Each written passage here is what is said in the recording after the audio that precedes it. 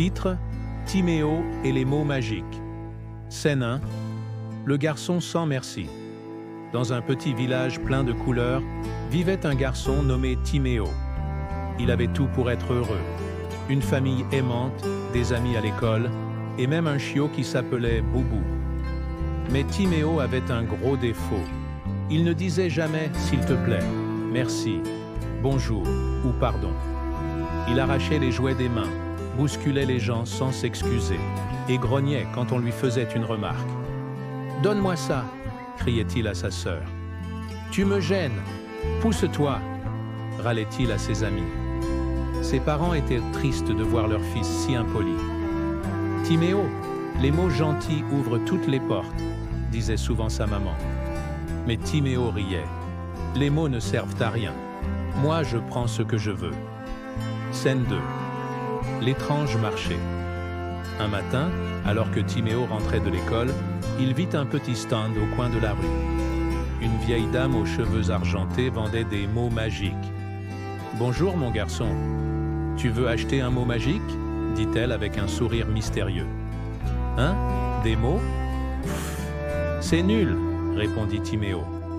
Mais la vieille dame lui tendit un petit papier doré sur lequel était écrit « Merci. Prends-le, tu verras. Un simple mot peut changer ta journée. » Timéo prit le papier, sans remercier, bien sûr, et partit en rigolant. Scène 3. Le début des ennuis. Le lendemain, rien ne se passa comme prévu. À l'école, Timéo voulait jouer au ballon, mais ses amis s'écartèrent. « On ne joue plus avec toi, Timéo.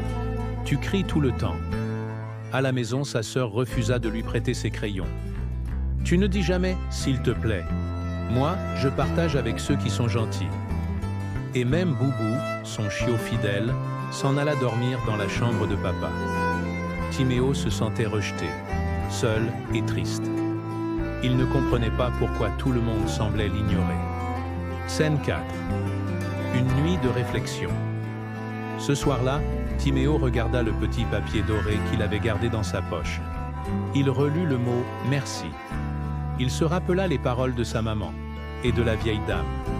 Et si les mots étaient vraiment magiques, se dit-il. Il décida d'essayer, juste pour voir. Scène 5.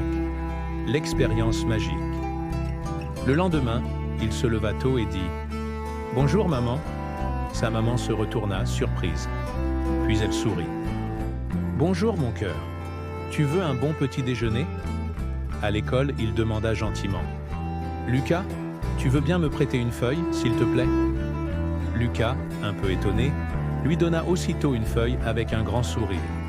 Et quand la maîtresse ramassa les devoirs, Timéo lui tendit le sien en disant « Merci, madame ». Tout le monde commença à remarquer le changement. Les sourires revenaient, les amis aussi. Et le soir, Boubou bondit sur lui pour jouer. Scène 6. La leçon. Le samedi, Timéo retourna au coin de la rue, mais le stand avait disparu. À la place, il trouva une petite pancarte où était écrit « Quand on parle avec le cœur, les mots deviennent magiques ». Timéo sourit. Il avait compris. Les vrais mots magiques ne se vendent pas. Ils vivent dans notre bouche, mais surtout dans notre cœur. Morale de l'histoire. Les mots comme « s'il te plaît »,« merci »,« bonjour » et « pardon » sont petits. Mais ils ont le pouvoir de changer le monde autour de nous. Être poli, c'est faire de la magie avec son cœur.